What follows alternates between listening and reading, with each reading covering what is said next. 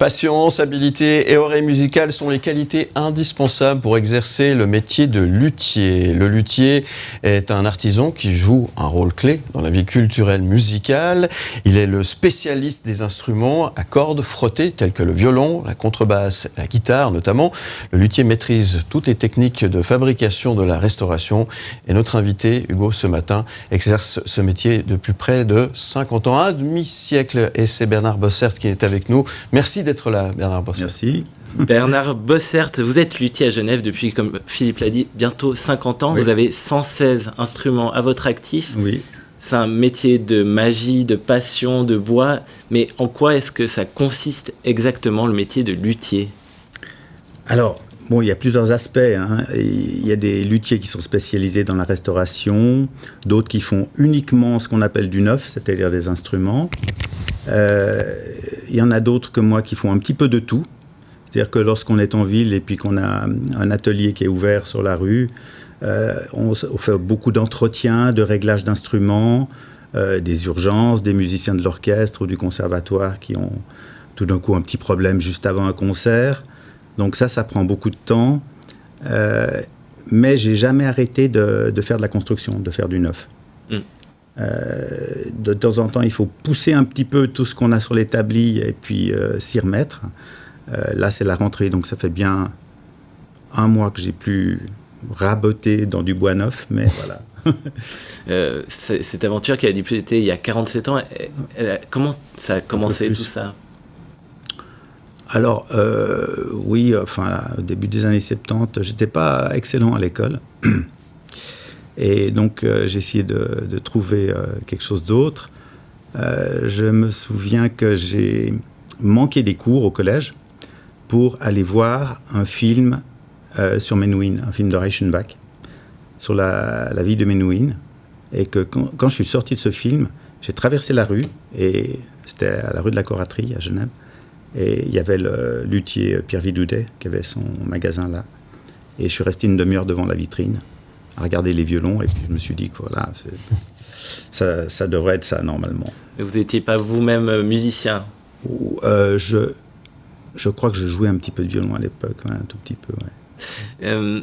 Vos instruments, ils sont précieux. Vous en avez fait 116, donc sur un demi-siècle, c'est peu ou beaucoup à voir. Ouais. Ils s'adressent à qui, vos instruments ? À des novices ou plutôt des musiciens confirmés ? Plutôt, pas vraiment des novices, non. C'est plutôt ou des professionnels ou des étudiants qui vont rentrer en HEM ou qui sont en HEM. Le but d'un instrument moderne, c'est de pouvoir avoir un résultat sonore qui soit équivalent à un instrument beaucoup plus cher. C'est évidemment que c'est le but. C'est pas de faire juste un tout petit instrument d'étude pour un débutant. Chaque violon est unique. Totalement, oui. Jamais la même chose, jamais exactement le même Absolument, même si on prend le bois du même arbre, il y aura des résistances, des aspects différents qui font qu'on ne va pas les travailler exactement la même chose, et ça donnera un résultat légèrement différent. À part ça, on a toujours quand même un critère de qualité, rester quand même là. Vos clients, ils viennent pour trouver un son spécifique. Comment ça se passe ? Parce que chaque violon est différent, comme Philippe l'a dit. Chaque son varie d'un violon à l'autre. C'est le violon qui vous choisit ou c'est vous qui choisissez ? C'est l'artiste qui choisit son violon ? Ouais, c'est l'artiste qui choisit son violon, ouais. Il peut y avoir des coups de foudre, hein, ça arrive, ça c'est sympathique. Mais... le métier de luthier, il se porte comment aujourd'hui en Suisse ?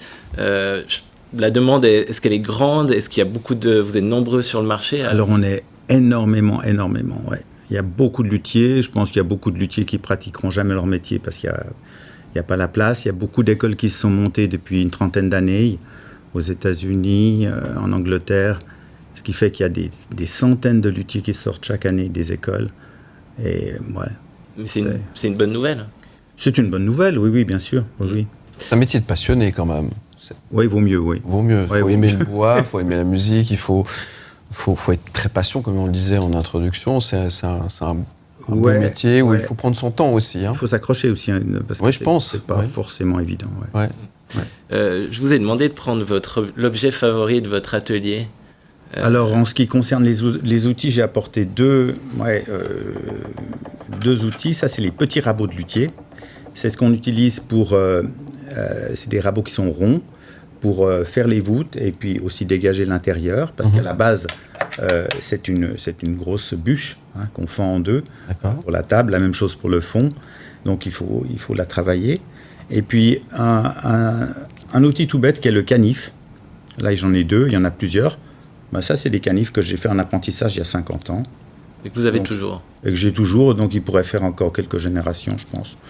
On taille le contour, on taille le chevalet, on fait plusieurs opérations avec ces canifs. Voilà. Et réaliser un violon, ça prend combien de temps? Ça, c'est la question. La question qui tue. La question. Ça dépend beaucoup des luthiers. Ouais. On peut faire... il y a des luthiers qui travaillent rapidement, qui font des très bons violons, d'autres très lentement, qui font des mauvais violons. C'est vraiment une question de tempérament. Moi, je travaille plutôt lentement. Et certaines opérations, je les fais plus rapidement qu'en apprentissage, puis d'autres plus lentement. Et c'est quel bois qu'on utilise pour faire? Alors, le bois. Ouais. Le dessus, c'est en épicéa. Donc, c'est le même bois qu'on utilise pour tous les instruments à cordes. Okay. Le clavecin, la harpe, la guitare, le violon, c'est de l'épicéa. Le piano aussi, la table d'harmonie est en épicéa. Et tout le reste est en érable. Tout le reste. Érable. Ouais. Donc l'érable, c'est un bois qui a des ondes, qui est très esthétique, et puis qui a un très bon rapport de poids et d'élasticité. J'ai pu voir votre violon de près juste avant. Le violon en fait est très léger et il semble hyper fragile, mais vous m'avez dit qu'un bon violon peut durer des années. Des siècles. Hein. Ouais, tout à fait. Si on continue à faire de la musique, il peut très bien jouer les sonates de Bach dans 300 ans, ce violon. Il n'y a pas de problème. Ouais. Les premiers violons, je viens de lire un travail universitaire sur le voyage de Charles IX et de Catherine Médicis à travers la France en 1564. Et il parlait déjà de bandes de violons italiens qui venaient pour les fêtes à Lyon. C'est les tout premiers instruments. C'est donc milieu du XVIe siècle. Incroyable. Et ça s'entretient comment un violon? Est-ce que il faut être soigneux aussi, évidemment, quand on en a un. Donc c'est quoi ce qu'il faut changer le plus souvent? C'est les cordes? Alors il y a des musiciens qui sont plus ou moins destructeurs d'instruments, mais il n'y a pas grand-chose à faire. Non, il faut essuyer un peu les cordes, il faut essuyer un peu le violon. S'il y a un problème, il faut passer chez le luthier, mais c'est à la fois fragile et puis très résistant. Ouais. Et ça se répare relativement bien. C'est pour ça qu'ils ont pu durer. Voilà. Vous réparez combien de violons par année? Vous avez une clientèle fidèle qui vient de plutôt Genève ou de toute la Suisse romande?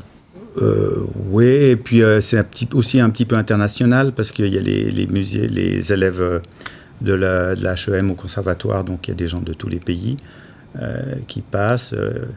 Et puis, mais j'ai des gens tous les jours, c'est très varié. Hein. Incroyable. Et puis comme je vous dis, il y a aussi l'entretien, les archets, faire les mèches des archets, donc changer les crins, c'est un travail difficile. Et voilà, il faut le faire. Violon, guitare, contrebasse, tous ces instruments, Violon, alto, violoncelle. Ah, d'accord, voilà. Guitare, c'est un autre métier. C'est un autre métier? Oui, c'est un autre métier. D'accord, ok. C'est comme dans la musique, la guitare, c'est un petit peu à part. D'accord. Hein, c'est un monde en soi, la guitare, l'orgue. Et voilà, c'est vraiment un autre métier, une autre formation. Est-ce qu'on peut dire que vous êtes un passionné de votre métier? Peut-être, ouais. C'est votre violon d'Ingres. Ouais. Est-ce qu'on développe un lien affectif avec un instrument sur lequel on passe des mois avant de devoir le donner à son acheteur? Pas vraiment.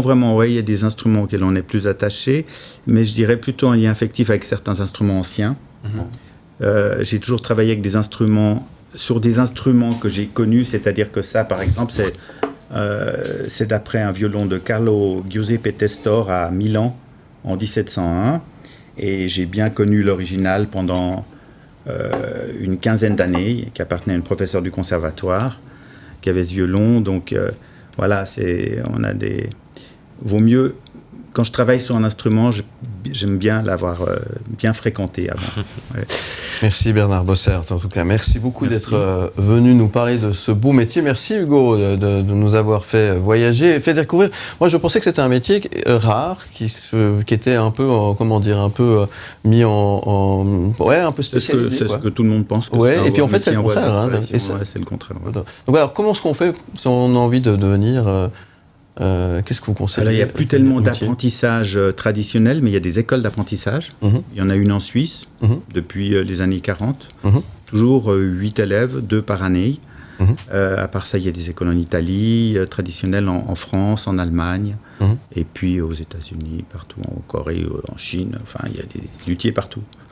Pour découvrir votre univers, ça se trouve à Genève, à la rue Général Dufour 20. Vous avez aussi un site web, bossert-luthier.ch. Oui. Et vous avez même une page Instagram, Bossert-luthier-Genève. Ouais. Merci beaucoup. Vous restez avec nous. Est-ce que vous aimez le cinéma, M. Bossert? Oui, oui. Alors, on va en parler dans un instant avec notre invité. C'est juste après ça, tout de suite.